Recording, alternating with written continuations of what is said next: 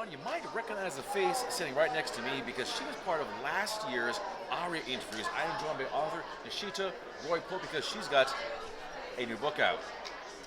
Nishita, welcome back. It is great to have you here. Thank you so much. So this book is your second one to date. This is continuing your Courage Kids series of children's books.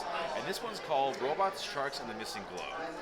Yep. I automatically love it. These are like two of my three favorite things in the world. Yes. If Max is happy, I'm happy. Exactly, right? It's like I will buy this book even though I'm way above the target age range.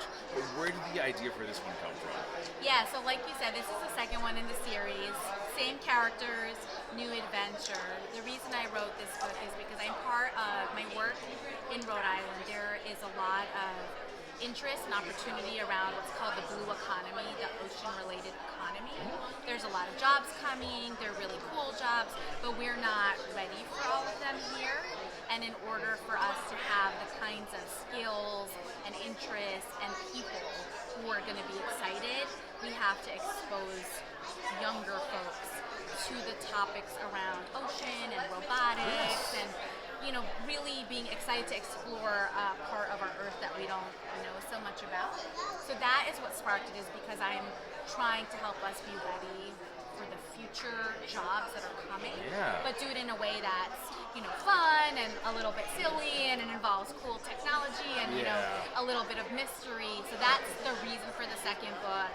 So it's got the same STEM types of elements like the first one, cool tech, but it's mostly for them to go underwater and explore. Well, you've already got me in because when I was a kid, I wanted to study sharks for a living. Awesome. God knows why. I mean, study like the apex predators of the ocean. Yeah. So this is really cool. So walk us through what this one is all about. So this one, the premise of the book is that the kids live in a place called Boringville. I know.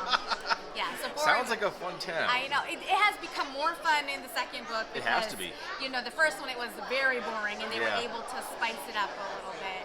And so what has happened is that the power source of the school, the glow, has gone missing.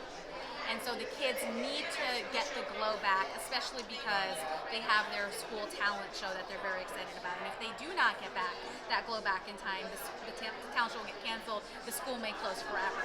So there's a lot of pressure on this group of kids.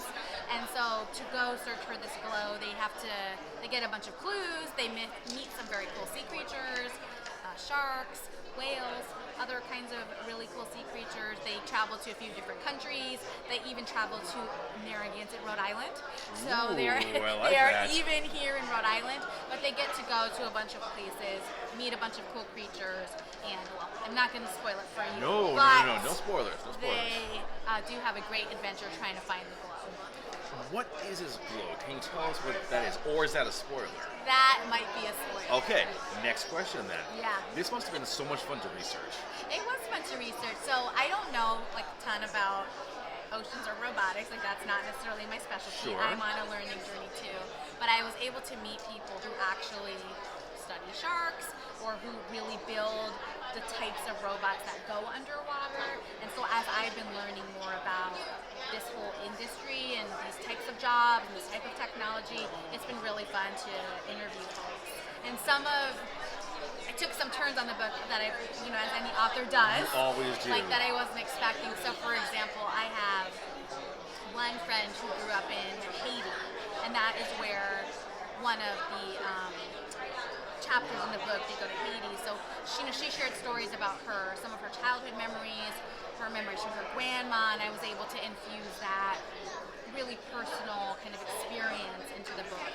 I have another friend who's from Japan, and so he told me about some of the really beautiful cultural elements, spiritual elements, just things that I had never thought about. I wasn't necessarily planning to have the characters go to Japan, but then after talking to him, and it was just really exciting, that's how I went to Japan.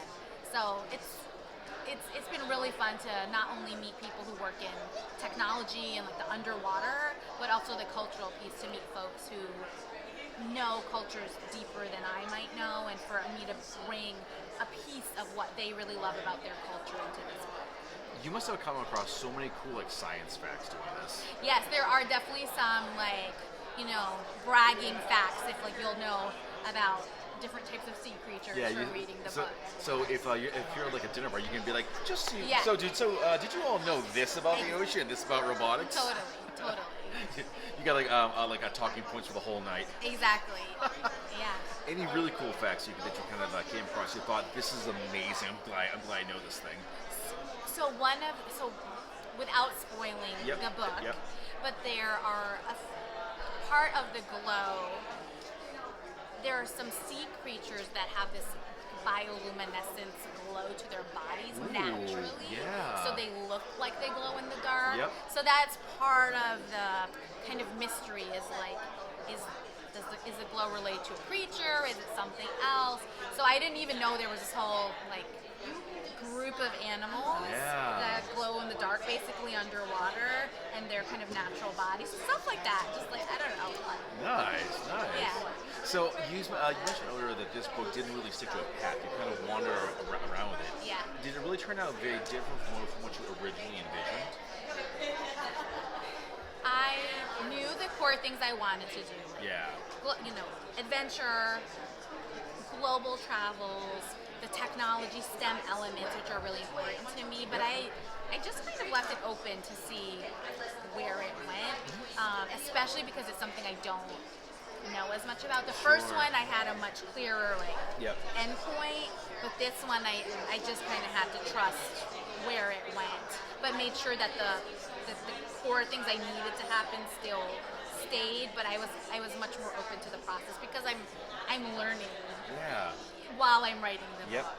It's not something I'm already an expert in. Gotcha. Well, this is like part of the process for me. Is like becoming the expert. Exactly. Whether it's like endless Google research or like talking to the pros. Absolutely. That's how you learn this stuff. Yeah. And of course there will be something to say. Actually, on page 24, the second paragraph, this thing is not quite accurate.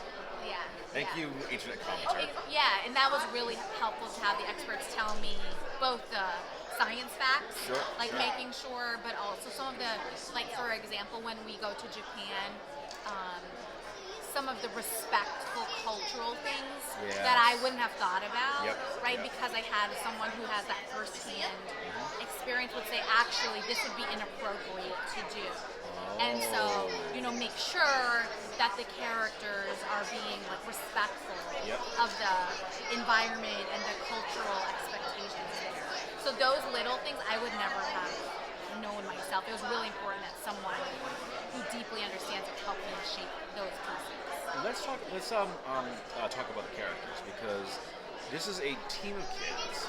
Yes. Is it the same group from the first book, or do you have some newcomers? It's mostly the same group. All of the same group from the first one are here. So they're all different grades, right? They have different personalities. They have different interests. The common bond amongst the group is that they are curious and they like adventure and they like solving problems. There is one new character who they meet while they're in Japan, another child friend who ends up kind of helping them on their mission. So there's one new kid character, and then there's a few adults who they meet along the way who help guide them on their journey. How does the group bond? How does it kind of work as a team to find this glow? Yeah, so a lot of it is them using their problem-solving skills to understand how to approach a problem. There's a lot of opportunities where different characters, because of maybe the strength that they have, they'll step up as a leader and they'll say, well, I'm really good at this, or I've done something like this before, so why don't we try this? So a lot of it is them tapping into their individual strengths, and also they're very patient with each other to let others have an opportunity to shine, which was true in the first book too. I think part of this is the team is necessary to solve the mission, right? It's not about one kid just being able to solve it by themselves. Is that one of the themes that you explore, the whole notion of teamwork and bonding together? Yeah, it is, and it's something that, and I think we might get to this in a moment. The books are trying to reinforce or introduce skills that are not only important in school, but that are going to be important to the future workforce. So a lot of how I've even gotten to writing these books has been, like, I've talked to K through 12 educators, I've talked to parents, I've talked to tech corporate leaders, I've talked to startup leaders, and I asked all of them, like, if there's one thing or a handful of things that I could do in reaching kids, like, what would you want me to instill to make sure these kids are ready? And normally the themes are like things like, I wish we could teach kids to be more collaborative, because I see that they're struggling with it later on in their life. I wish that kids would learn to be resourceful and problem solve, and especially the good thing about technology is it helps us solve things. The bad thing is that we don't have to think as hard, right? And so making sure that we don't lose the critical thinking skills. And then the third thing that people always say to me is that they wish they could teach kids to be more empathetic, which I do think kids are generally more empathetic than adults are, but we lose it later. So, but how do we remind people that you have to care about other human beings? So seems like a pretty basic lesson, though, right? They are basic, but what's crazy is I've asked people across all these different sectors, and they tell me the same things, like whether they're school, K through 12 educator, or I talked to a leader from a huge company who has a team of 300 software engineers, and I said, what is the one thing I could help kids do based on your experience as a corporate leader? And that person said, I wish my team members were more collaborative and communicated with each other better. So the things are really simple. Yeah. They take time and reinforcement. Exactly. Now, you are 2 books into this new venture in your life. Yeah. Do you feel like you're a real writer? Some days. Yeah. Then you come here to Aria, and you're like, oh my goodness. What am I doing? What am I doing? There's a lot happening here. I do. I feel like I'm doing my part to contribute to the next generation. Do I think this is Harry Potter level of writing? No, I do not. But my intent was to use it as a way to excite kids, have important conversations, do some hands-on interactive activities tied to it. It is doing all of those things. So I think for me, my intent was to inspire kids and give them a reason to believe that they can do anything, and help create a tool that parents or classrooms could use. So in that regard, I think it's not necessarily being a writer, it's being someone who can create an opportunity and an experience. That I'm doing, So I know I'm an author, but it still feels You are an author, yeah. Feels weird to say counts. it. It counts. Yeah. I want to ask a bit about your illustrator. Sure. Who is this person? How did you meet? And how is that collaboration process going? Yeah, so same illustrator's first book for the cover, and the interior also has illustration. So his name is Chris Hilaire. He is a relatively young person who is from Rhode Island originally. Met him through the publisher Stillwater, who introduced me to Chris. And he's just really fun to work with, because he can take conceptually what I'm saying and just kind of add quirky things that I wouldn't have thought about, and he's really creative. So I like that he feels empowered to put his own flavor and additions to it, but he's really made the characters each have their own very cool personality. Excellent. Now the big question. Yeah. What's next? Good question. So I'll say a few things. One, this newest book, Chris is helping me make this into more picture book style. Sure, yeah. So it's simpler, all color pictures, a bigger book that a younger child could enjoy and make the story. The story's a little bit complex, right? It's meant for a kid who's got stronger grasp in reading. So we're going to make it, probably still a teacher parent would have to read it to them, but a much simpler story. So that's one kind of mini project that's in the works, so we can reach a whole different age range of kids. The other thing is that, as I said, the books are a tool to help have more exciting experiences. So I am launching some programs with schools where For example, I have one event happening in January. So 150 kids are going to read this book as part of their school experience. And then after they've read it, they're going to come to like this immersive hands-on workshop, interactive, like bigger mega experience where we bring the elements of the book. So we're going to bring the real kind of like hands-on robotics things. They're like exploring underwater things.